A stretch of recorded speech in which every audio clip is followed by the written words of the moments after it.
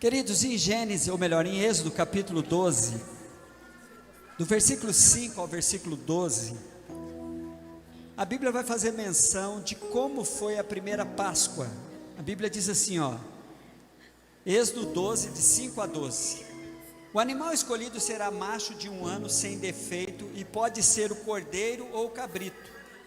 Guardem-no até a 14º dia do mês, quando toda a comunidade de Israel irá sacrificá-lo ao pôr do sol. Passem então um pouco de sangue nas laterais, nas vigas superiores das portas das casas, nas quais vocês comerão o animal. Naquela mesma noite comerão a carne assada no fogo, juntamente com as ervas amargas e pão sem fermento. Não coma a carne crua, nem cozida em água, mas assada no fogo, cabeça, perna e vísceras. Ao comerem, não deixe de sobrar nada até pela manhã. Caso isso aconteça, queime o que restar. Ao comerem, estejam prontos para sair, cinto no lugar, sandálias no pé, cajado na mão, comam apressadamente. Essa é a Páscoa do Senhor. Naquela mesma noite passarei pelo Egito, matarei todos os primogênitos, tanto de homens como de animais, e executarei o juízo sobre todos os deuses do Egito. Eu sou o Senhor. Assim começou a primeira Páscoa, um mandado de Deus e um começo de um novo tempo, porque a partir da Páscoa tudo ia mudar. E havia uma coisa muito específica para a nação de Israel, mas havia todo o símbolo do que haveria de ser esta ordenança de Deus na história do povo, até o cumprimento de todo o ensino em volta da Páscoa na pessoa de Jesus. E quem entendeu isso, e quem viu, e quem recebeu a revelação do Espírito Santo, foi João Batista. A Bíblia vai dizer lá, em João capítulo 1, versículo 29 a 30, quando João tem uma visão de Jesus, ele fala assim, no dia seguinte, João viu Jesus aproximando-se e disse: vejam, é o Cordeiro de Deus que tira o pecado do mundo. João então trouxe a revelação, a interpretação do que era todo aquele símbolo do cordeiro, do sangue nos umbrais da porta.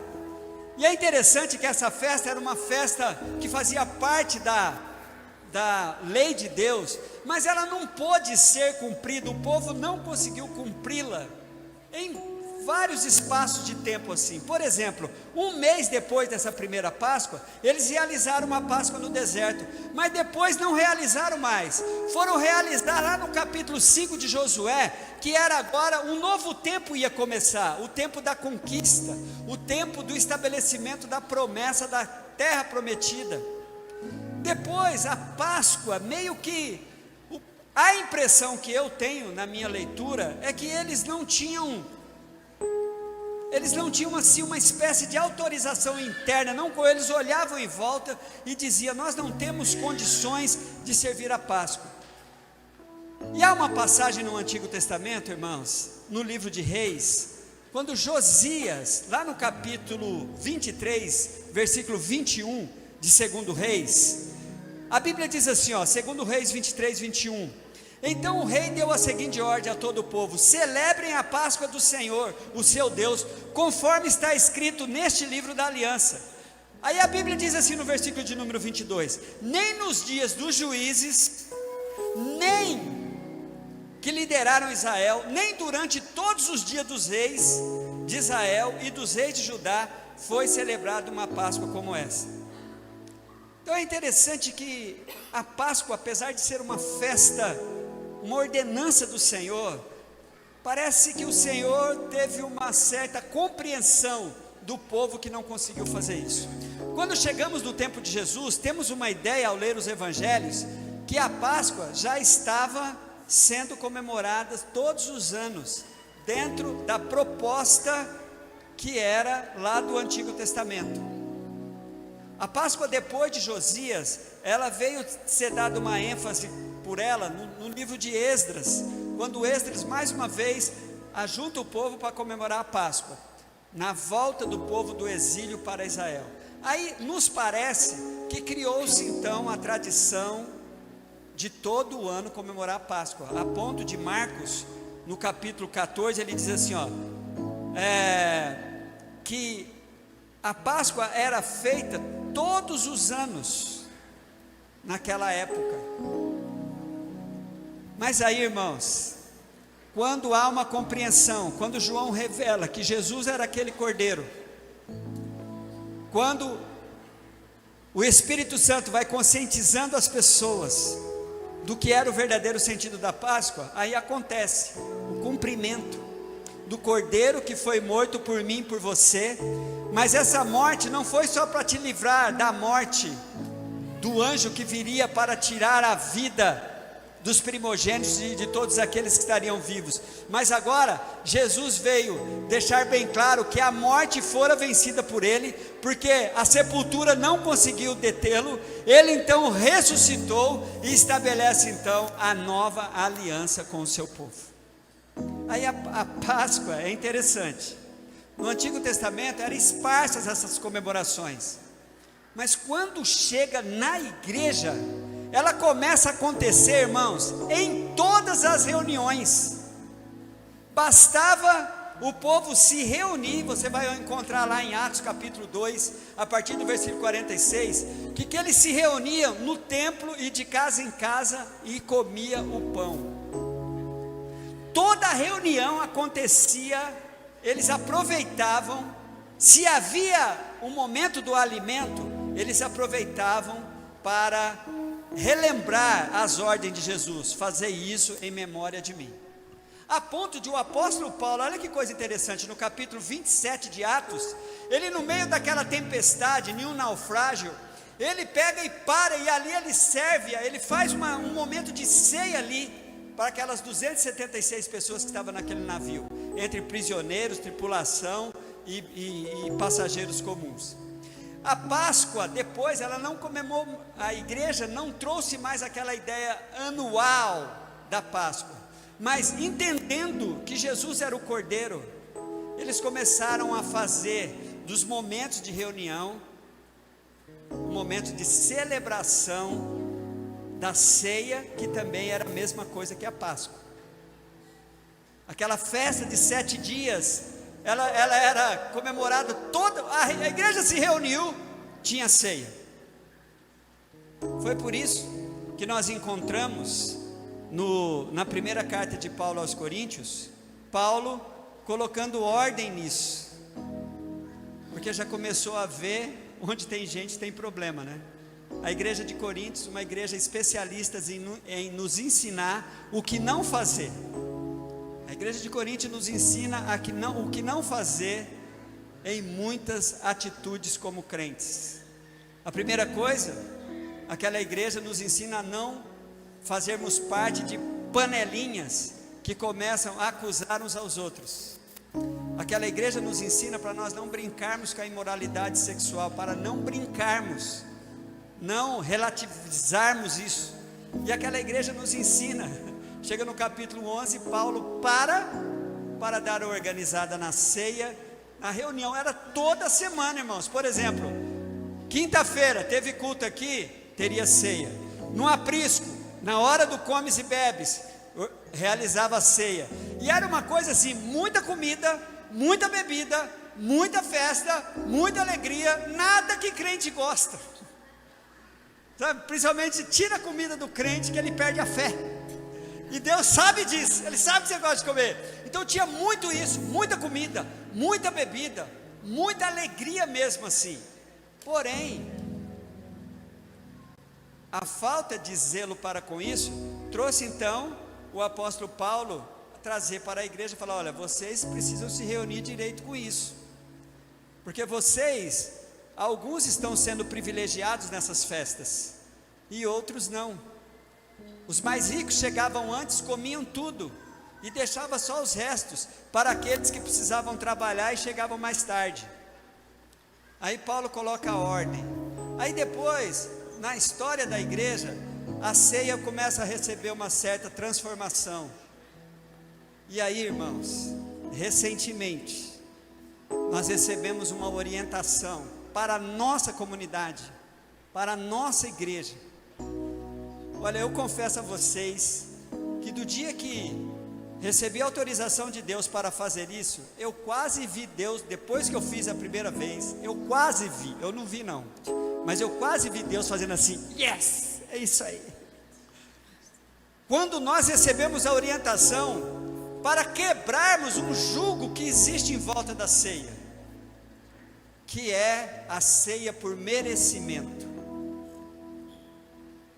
Queridos, quando eu olhei para a palavra e vi voltar para o cerne do significado do que é o pão, o corpo de Cristo, do que é o sangue de Jesus que nos purificou e que representa o vinho, mas também que representa o Espírito Santo de Deus, do qual nós devemos nos embriagar, não do vinho, mas do Espírito Santo.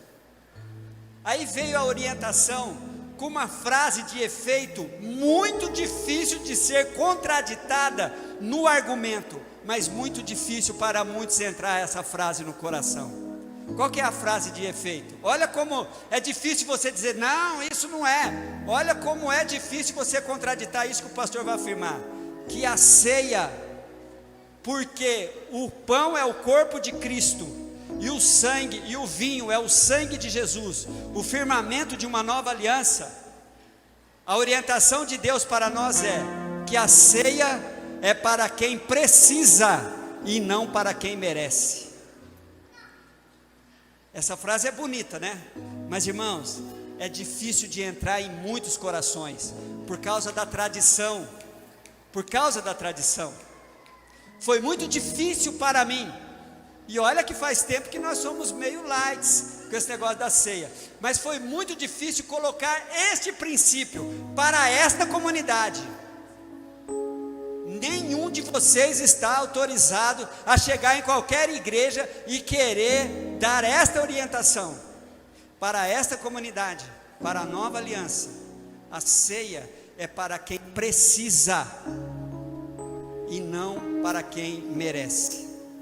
Porque se for para quem merece, não tem ceia para ninguém. Amém?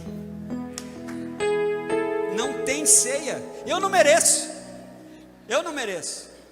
Mas como a tradição religiosa, em todas as religiões que é servida a ceia, criou-se uma mística em volta da ceia, das pessoas então estar preparadas para este momento. Aí, meu irmão, aí é uma festa. Primeiro, que toda aquela alegria do primeiro século sumiu, porque a ceia ficou triste, ficou carrancuda, ficou muito séria. As pessoas, a ponto, Marcelo, cadê o Marcelo? Está aqui não? Desceu, cadê o Marcelo? Marcelo, a ponto da ceia virar uma piada.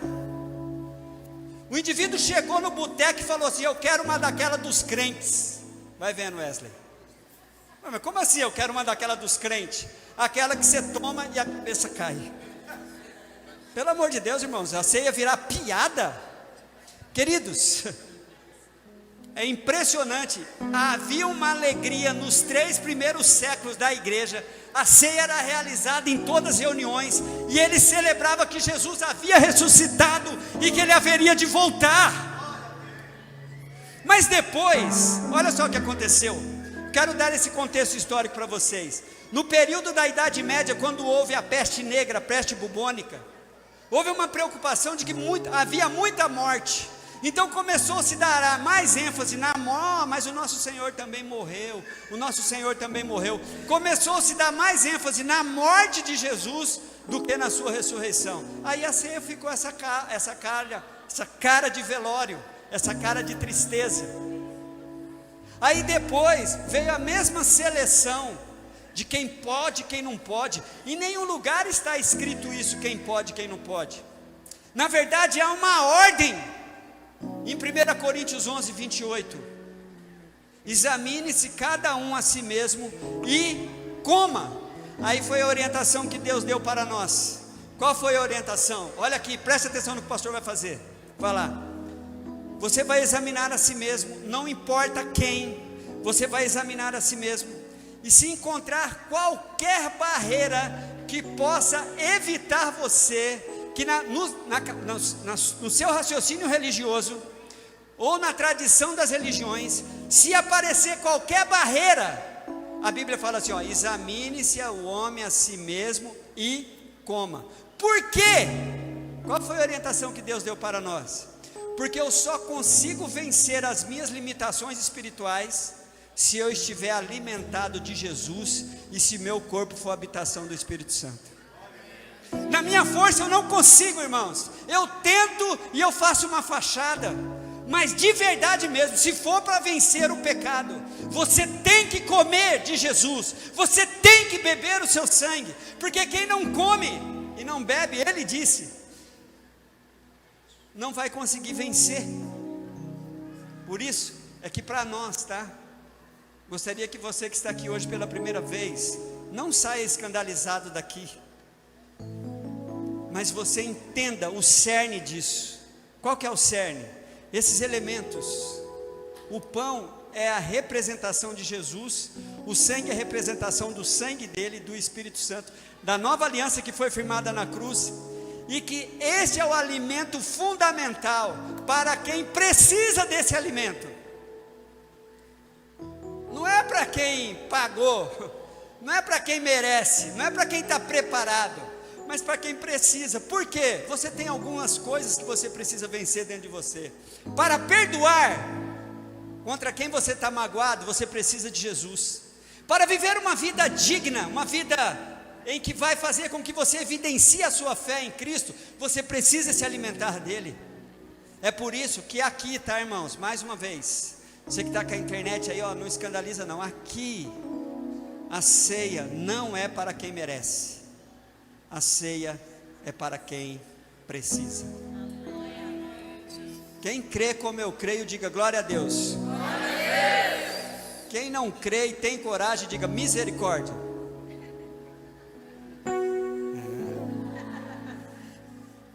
Com essa pressão aqui, ninguém tem coragem, né? Eu sei, irmãos, não, fica na tua aí, não tem problema nenhum não. Eu só quero que você saiba o seguinte, que é difícil contrapor esta verdade, de um Cristo que está sendo oferecido para quem precisa, e não para quem merece.